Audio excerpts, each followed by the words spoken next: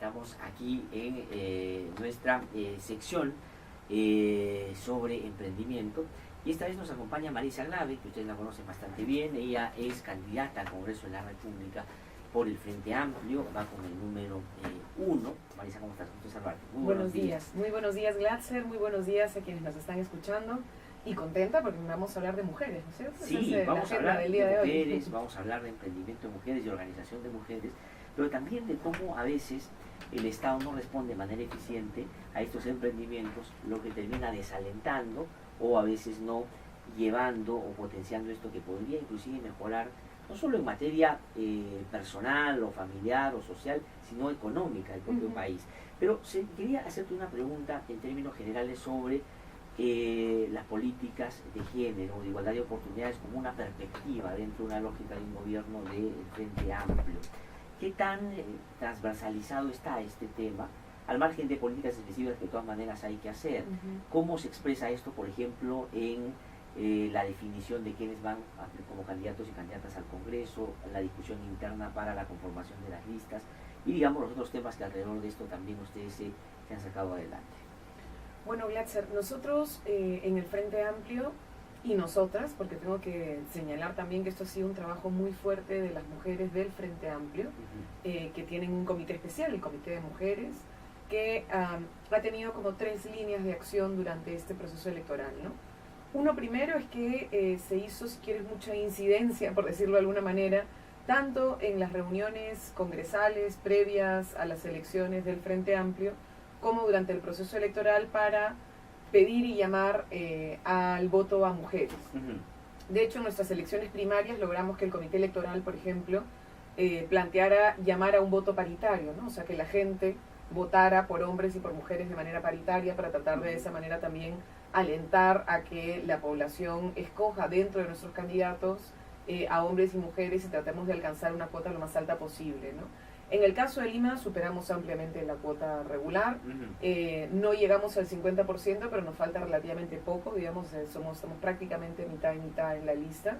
Pero eso como consecuencia que del convencimiento dentro del frente... Del convencimiento dentro del frente de que es fundamental avanzar hacia un camino de igualdad lo más cercano posible, ¿no? Entonces, nosotros en el programa hablamos de paridad y alternancia, por ejemplo.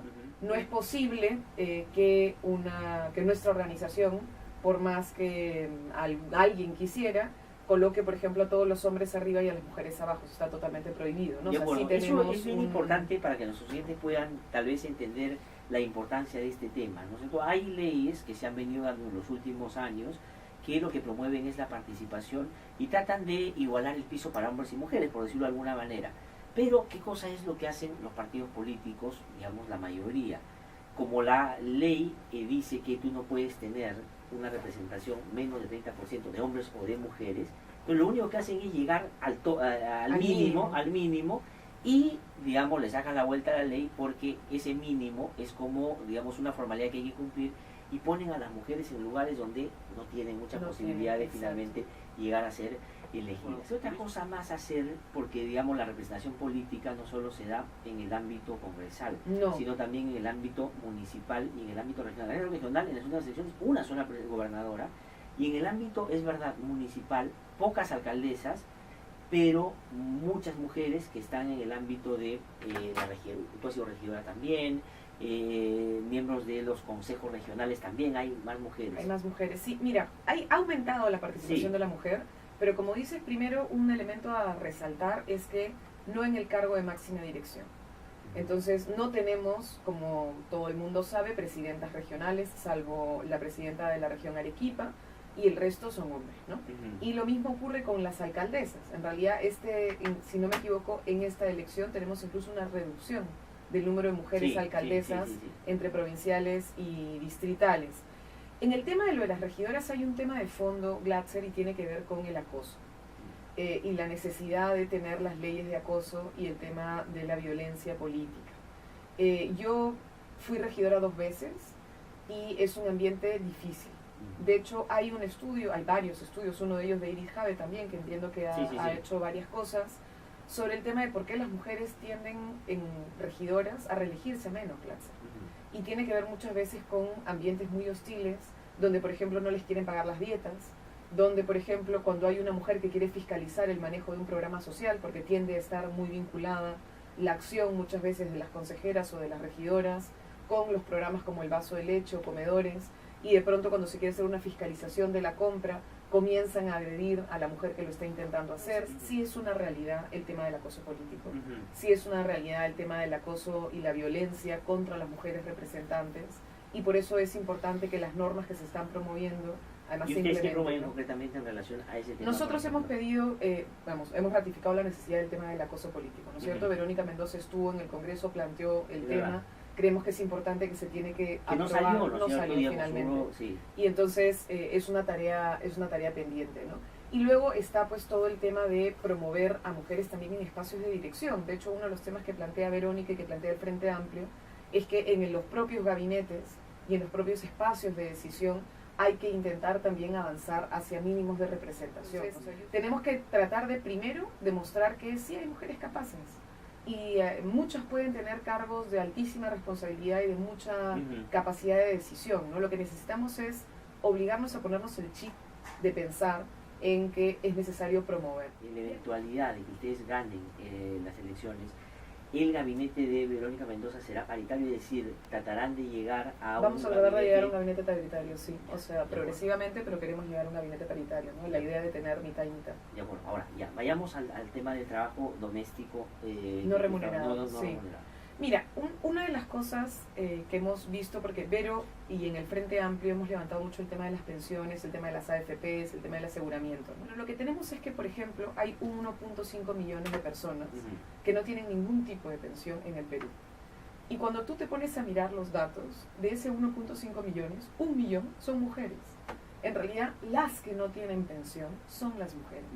Porque resulta que hoy una mujer de 65 años, que pasó sus anteriores 65 años dedicada al trabajo doméstico no remunerado, a sacar a sus hijos adelante, a cuidar a los adultos mayores, a trabajar en pequeños emprendimientos, en vender cosas o confecciones que a veces se hacen, o en las ventas de cosméticos, o en algún tipo de actividad económica, pero que no está reconocida por un contrato y por tanto no tiene ningún tipo de aseguramiento posterior.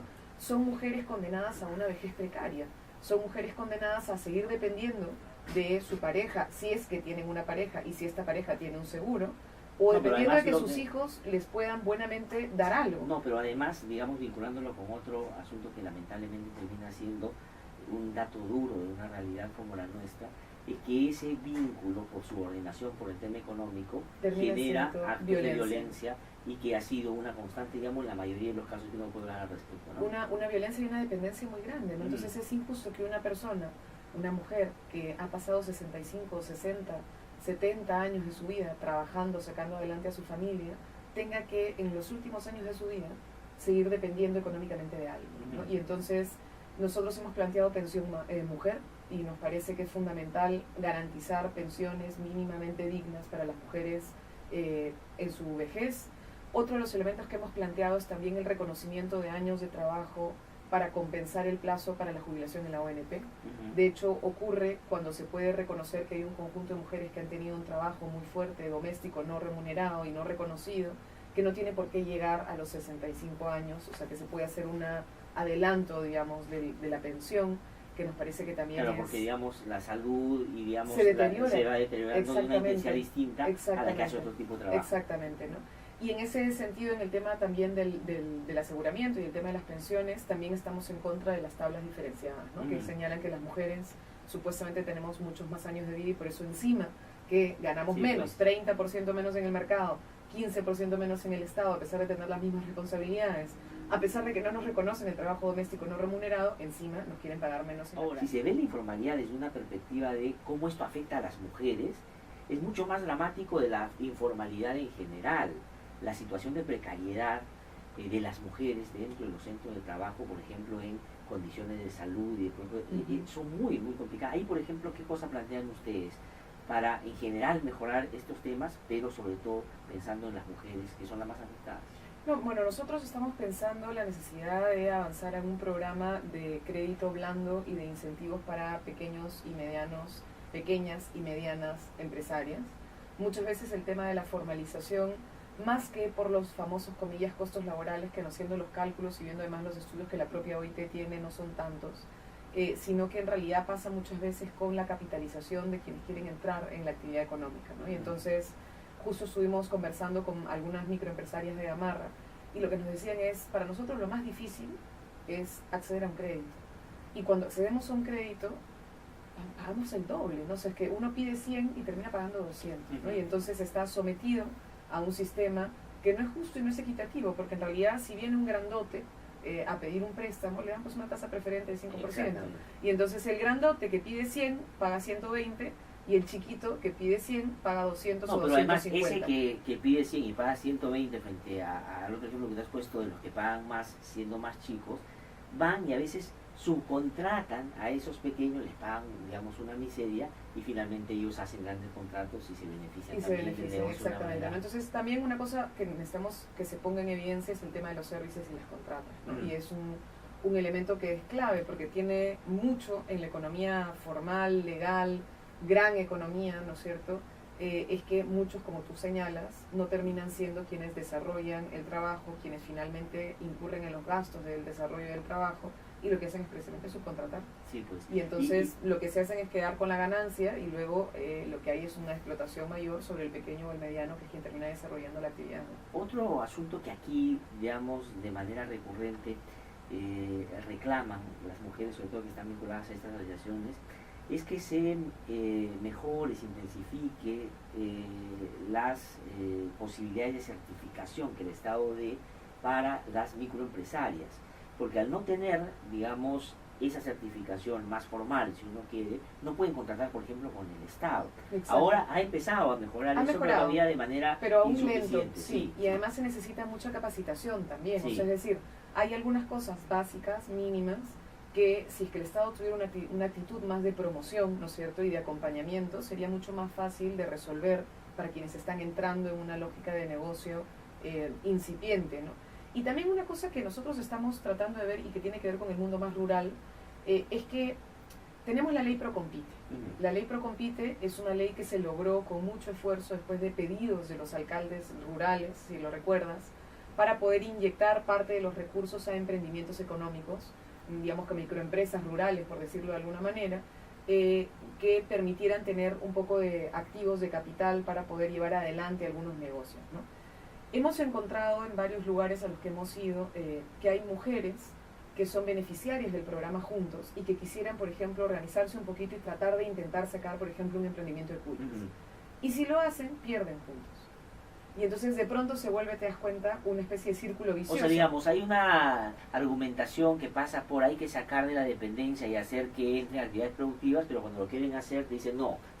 Y es muy riesgoso, porque claro, los emprendimientos, sobre todo en el espacio rural, o los emprendimientos pequeñitos, ¿no es cierto?, incluso en el mundo urbano, pero que tienden a ser muy micro aún, no son pues fáciles, Glatzer, y normalmente hay mucho riesgo de arranque y podría no funcionar. Y entonces, si es que tú tienes a una mujer que recibe un programa como Juntos y que quiere salir adelante, pero sabe que si se mete a esto va a perder lo de Juntos y que eso puede fracasar, entonces simplemente no va a arriesgar, ¿no? Entonces, una de las cosas que Verónica y que el Frente ha planteado es que tenemos que ver en este conjunto de beneficiarias la posibilidad de que una fracción, ¿no es cierto?, adicional, como 50 soles, por ejemplo, pudiera ser parte de alguna actividad de emprendimiento económico que permitiera, por lo menos durante un tiempo, lograr que se pudiera usar una fracción para emprendimiento económico, ¿no? Entonces ahí ¿De lo que les da o aumentaría de lo que se le da? Entonces, esos son algunas cosas básicas, mínimas, que se pueden tratar de hacer también para tratar de lograr que las mujeres entren en una acción económica más decidida. Porque debería ser la actitud del Estado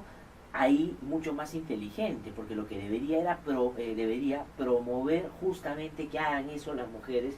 Y además hay que saber que hay pues siempre como un tiempo ¿cómo decirlo? Como de invernadero, ¿no? O sea, un tiempo de prueba, ¿no es cierto? Que son por lo menos 1 año o 2, y a veces algunos hablan hasta de 3 años para ver que realmente un emprendimiento ya es sostenible. Claro. Entonces, durante ese tiempo no se le puede exigir a las personas, a las mujeres que están intentando entrar en una lógica de independencia económica, que ya tengan simplemente que asumir todo y no mantener ningún tipo de ayuda. Y sobre el tema de ayuda, Glatzer, nosotros hemos planteado el tema del sistema integral del cuidado.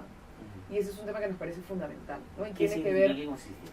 Hoy tenemos algunos espacios pequeños como Cuna Más o los guaguaguasis que son aún muy pequeños, muy limitados y que no están garantizando realmente lugares seguros para que las mujeres dejen a sus hijos durante la primera etapa de infancia.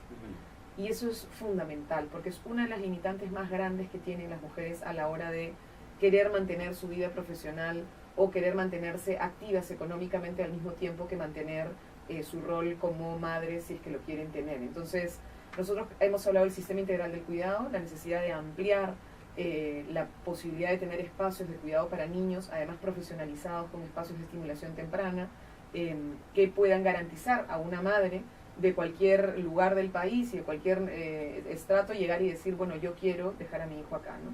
Y el otro es el cuidado para los adultos mayores, porque hay un elemento que olvidamos mucho y es que también hay adultos mayores a cargo normalmente de las mujeres y que necesitan atención particular y que resulta que no se da, ¿no? Y entonces estamos tratando también de incluir, o sea, hemos incluido en la propuesta del plan también esto. Claro.